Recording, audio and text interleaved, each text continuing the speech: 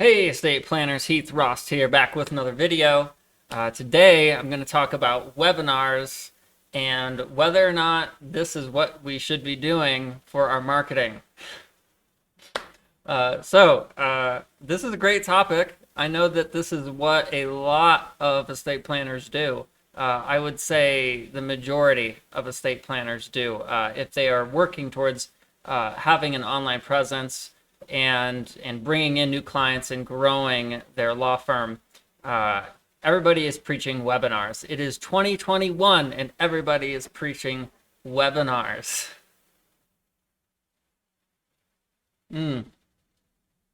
Yeah, so this is quite interesting. I mean, they were preaching webinars, back in 2013 and 2015, and it's 2015 and we're still preaching it. I'm going to talk about why. I'm not going to be biased at all either. I'm going to talk about why webinars are not the way to go, especially if you want to be experiencing growth and you want to see real results with your marketing campaigns. So I think I'll just start by talking about why webinars aren't the way to go. Maybe just some of the negatives about them. Just to start with. So the first thing is, in general, and this is just something I just feel like I should mention, in general, attorneys hate being recorded. You guys don't like being recorded. Everybody that I've ever worked with, when I record them, I usually get one good take, and it's usually like the first take, and it's usually when I give them no guidance at all, and then we could do 20 more takes and they'll still not be as good as that first one. I've had some attorneys that, 3 or 4 takes with some guidance, they do something good. But for the most part, attorneys don't like being recorded. I see other attorneys that are, trying to get into video, maybe do a YouTube channel, they have a Facebook page. And I watch them kind of fumble over their words. And it's kind of interesting because, you guys are lawyers. You're used to lawyers speak. Things just really black and white, and explaining it is kind of a different hurdle, and explaining it on camera is another hurdle entirely. So you all kind of fumble over words almost the exact same way. So I know that you guys don't like being on video. So that's the first thing, but that's really not the main point. That's just something I want to mention because I know it's funny. First thing about negatives for webinars is the process. The process from getting somebody who's interested in getting their estate planning done to the point that they're having a meeting with you is way too slow. It is too slow. If you're getting people from, let's say, your website to register for a webinar, that means that they're doing what? What aren't they doing? If they come to your website and the only way to get their estate plan done is to sign up for this webinar, that means that they're not calling you. That means they're not scheduling an appointment. That means that they're not getting any question answered about estate planning. All they've done to this point is signed up for the webinar, and now they have to wait to get any question answered. In the amount of time that it takes just for that webinar to start, they've likely navigated off of your page and clicked on somebody else's ad, found somebody else's website, phone number, and scheduled an appointment, or even talked to an attorney before your webinar even starts. So the process just takes way too long. The other thing is webinars. This is really the second thing. Once you do it once, you record it, and you don't really ever touch it again. This is really just one piece of content. You've explained things in one format, just one way, and people like having things explained to them in a different way, in a different format. And when you're doing a webinar and you just do it one way, you're kind of just one and done. And you don't ever really need to create it again. You can just replay that same webinar over and over again. One of the old tricks is to say, at the end, hey, I saw that, a bunch of you had some questions and I didn't get to all of them, but, make sure you reach out to us in a contact form and I'll make sure I get it answered right away. Like that, like you were live with that webinar every time. That's kind of the old trick. But some people just don't even, bother with that, and they just put the recording right on their website. Hey, watch this recording. And then send me a message if you want to get started or book an appointment. And it's like, well, you're forcing them to watch a recording rather than just allowing them to pick up the phone, call you, ask their questions, or something that I'm going to talk about later is finding answers to those questions on your website, because you should be answering those customers' questions through your website and your business blog.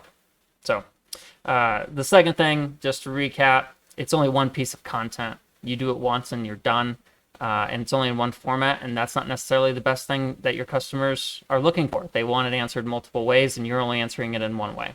So third thing, so for building your webinar and getting people on the schedule to watch your webinar, the best way to go about that in 2021 is Facebook advertising. Facebook advertising is a great way to get signups, but also Facebook is more invasive sort of advertising. I mean, you're getting people that are scrolling on their phone, in the line at Subway, and they see an ad and they might click on it and submit their information, and that their intention wasn't to click on an ad and submit information. They were just in line at Subway and they saw this. That's a much different sort of customer than a customer that actually physically opens up a search browser and types in a question about estate planning and finds your website, finds your ad. That's more intent-based marketing, intent-based advertising versus Facebook, which is more invasive advertising. So you're going to get people that aren't actually as interested in the service you provide and working with you through Facebook. And that's evident in your webinar numbers. So if you spend your ad spend on Facebook to get people to sign up for your webinar, and let's say you get 110 signups, which is great. Everybody kind of uses that as a metric. Like, I want 100 people to sign up for my webinar.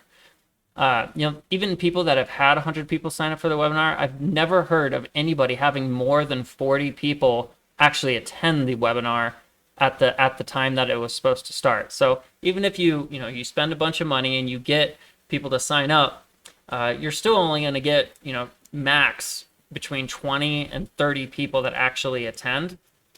And so if your numbers are more like you got 50 to 60 people to sign up, you're hoping to get 10 to 20 people actually showing up. And of the people that actually show up, how many are going to request to set up an appointment with you? You're hoping 1 to 2. And, think about all of those people that didn't show up for that webinar they signed up for, that, just clicked off, found somebody else's ad and called and got an appointment scheduled or talked to the attorney already. Or, maybe your webinar wasn't for a week and they already set up an appointment, met with another attorney, and, that attorney closed them. The process just takes way too long with webinars. And also Facebook advertising, this is really the third point. Facebook ads, your customers aren't going to be as good as they would be if you were getting it through intent-based marketing. They're just not looking for it like you think they are when they sign up for your webinar through Facebook. So I guess the fourth thing about webinars, and this is really kind of a side point. Those were the three basic things, but the fourth thing is it essentially ignores search engine advertising. You just don't see anybody who is helping people to do these webinars, helping estate planners to do these webinars, ever even talk about search engine advertising. It's like this foreign entity, like we don't want to touch. Like, oh, does it actually work? Doesn't it actually work? It essentially ignores it, and it's like, well, I understand ignoring it because, if you're actually only sending people to your webinar and that is part of your funnel, and that's the first thing that, they can do, they can't, submit a question, they can't find any answers on blogs on your website, they can't call and set up an appointment, anything like that. Your beginning of your funnel is that they have to watch this webinar. You're going to have to word that pretty specifically, because if somebody has an intent to get their estate plan done, and they want to get this thing done in a week or two, and they come to your website and you're saying, oh, you got to watch this 60-minute video and then you can set up an appointment, that's not going to appeal to everybody, especially somebody who wants to get something done, especially somebody who wants to get it done right away. Not that those are the best types of clients to work with, more emergency-based clients, but, you get my point. That's still good money. It's still good money to be getting those estate plans done. And especially when they want to get it done quickly too. They're going to pay you quickly. There's going to be less, having to go back and forth about price. They're not going to go look for somebody else and hear what they have to say. They're just going to work with you because you're the one that's talking to them right now. So close them up. All right, so switching gears here. Looking at the alternative to webinars and marketing yourself and advertising a different way. That is through your website and through blogging. So webinars and blogging are attempting to accomplish the same goal. The bottom line is you close more sales. You write more estate plans. You have more appointments on your calendar. That's the bottom line. But why do we do webinars? We do webinars because we want to educate our clients and we want them to know, like, and trust us. Why do we do blogging? We do blogging because we want to educate our clients and we want them to know, like, and trust us. So why is blogging better than webinars? So coming back to kind of my points that I had made in the first part of this video, I'll even mention this kind of micro first point, which was attorneys hate being recorded. This way you don't have to be recorded. You can write it and people can go and read it and you don't have to record anything. And you can write it however you want, right? But really the first point is, so the first point for webinars was the slow process. When you're blogging and you have a website that's set up to get people on your schedule and you're directing them to a phone number and you have multiple different ways that people can get on your calendar, then you can close sales faster.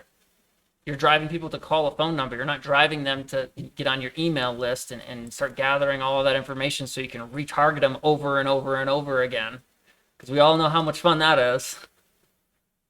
Wouldn't it just be great if they just called you and said, hey man, I want to get a revocable trust.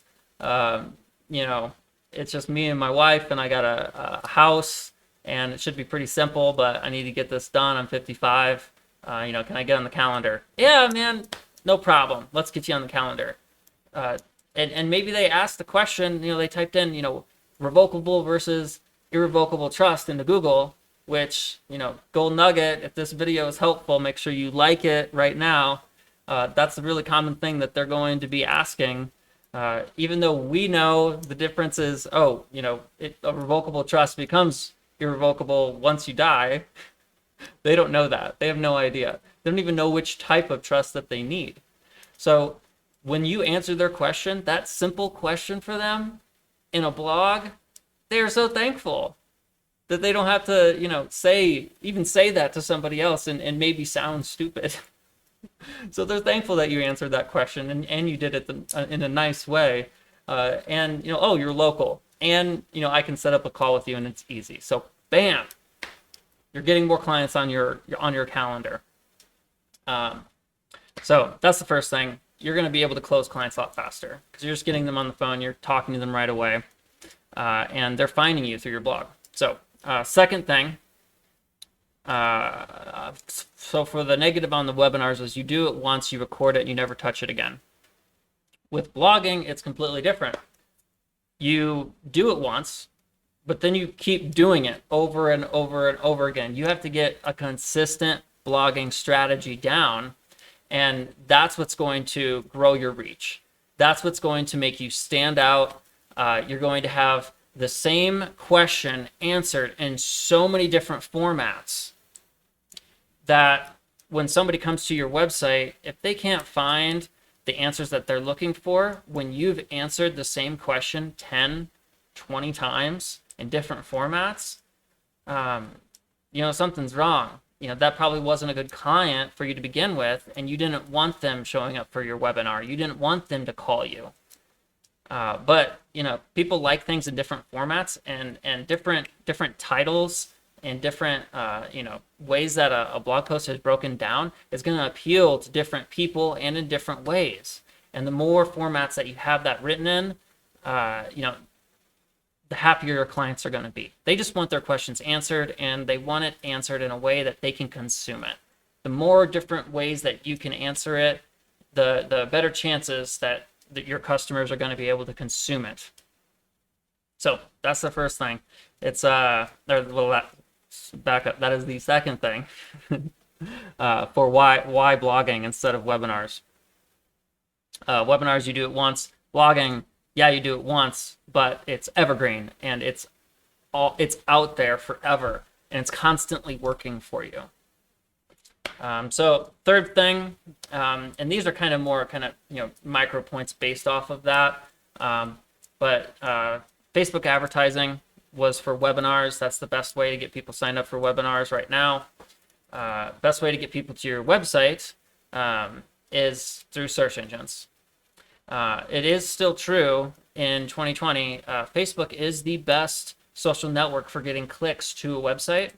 However, what I talked about before about invasive versus intent-based advertising, if it's on Facebook, it's more invasive advertising. But if it's on a search engine, then it's intent-based advertising. So you want to be advertising on search engines. You want to be advertising where your customers are asking questions. You want them to be able to find your site that way. And when you have multiple, when you have multiple blogs, and when I say multiple, I'm talking you could have an endless number of blogs, but a good amount, an okay amount, I would say at least 30 blogs, minimum 30 blogs on your website. If you have less than that, then you need to step your game up. You need to work on that. Side note, I am a blog coach. Hit me up, book a call with me if you want to speak with me about helping you get more blogs on your website and coaching you so that you have all the tools and knowledge to do it yourself. So anyways, back to this point, you're going to get found organically a lot better. Estate planning, more than any other area of law, people have questions about, and sometimes they're so simple. They are so simple. A question might be, when is it too late to avoid probate? And if you can answer that question for them nicely, simply, it's if you're dead, it's too late to avoid probate. If you can answer that for them and show up in the search when they ask those sort of questions, they're going to be so happy and thankful. They're going to click on your article. They're going to get their answer. They're going to see that you're local. They're going to schedule an appointment. They're going to know, like, and trust you right away. We're like, man, this guy really knows exactly what it was that I wanted to have answered for me, and he did it. And look at all this stuff. They're obviously really knowledgeable and great at what they do. That's how you're going to grow. And Google sees that. Google sees, hey, they clicked on it and they submitted a form, and it's like, okay, we need to rank that blog higher. So when people ask that question, we know that is actually answering their question. And Google, their job is just to make sure that when people search something, that they're finding the right answers for them. They're helping them find the best answer. So you want to be the best answer for when people are searching for questions related to estate planning. And when you have all of these different blogs out there and people are searching for those questions, that's what you're doing. So it's going to help you rank better organically. And it's going to grow that organic reach. Think of all the different ways that people are asking questions. And you always have a blog related to the way that they ask that question. And that's really what we grow our arsenal of. Looking at your website like it's a house.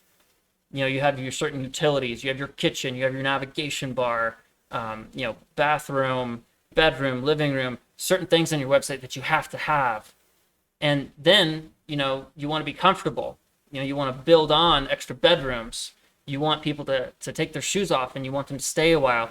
You want to write more blogs. You want to create more bedrooms in your house and grow your digital equity the same way you would grow your actual equity in your home by adding more rooms, adding more blog posts, making it easier for people to find you. The larger footprint that you create with your digital equity, the easier it is going to be for people to find you. You know, think about I'm from Colorado, so I'm gonna say the Stanley Hotel. Think about how many rooms are in that huge hotel. Think about how large of a mass that is. Think about how easy it is to find that thing when you're driving on the road versus, you know, like a one bedroom, one bathroom house that's tucked in between a bunch of other different houses, how hard that's going to be to find it. That's what people are trying to do when they're trying to find your website, and you don't have any blogs on it. So, you know, get a 30 bedroom apartment minimum for your business. Do it for your business. Looking at my notes here just to kind of wrap this up. Having more blogs, I talked about how it's going to help you so much organically, but it also with your paid ads, it helps so much more as well. I'll go and I talk about that actually specifically, and I'll link it up in the footnotes here. Why Google Ads are so great if you're running a blog. Yeah, I think that's about it. That's all I got. So, yeah, didn't want to sugarcoat it at all. I believe in the power of blogging. I've seen how well it works for my estate planners. And I just see how it's 2021 and everybody is still promoting doing webinars, and everybody still wants to do webinars. And, you know, in the long run, you're gonna make out a lot better if you're blogging, and you need to start now. You might get, you know, an influx of estate plans that you write if you do your webinars, but, you know, eventually you're going to wear your audience out through Facebook ads, and that's not going to work as a long-term strategy for you. And you're just going to keep pouring all of your money into Facebook ads. Yeah, so many different reasons. I hope that this video was helpful for you. And, you know, if you're still doing the webinar thing, that's okay, but I think you should consider blogging. I'd love to help you with that. Reach out to me. If that's something that you are interested in, make sure you like and subscribe, and I will see you next time.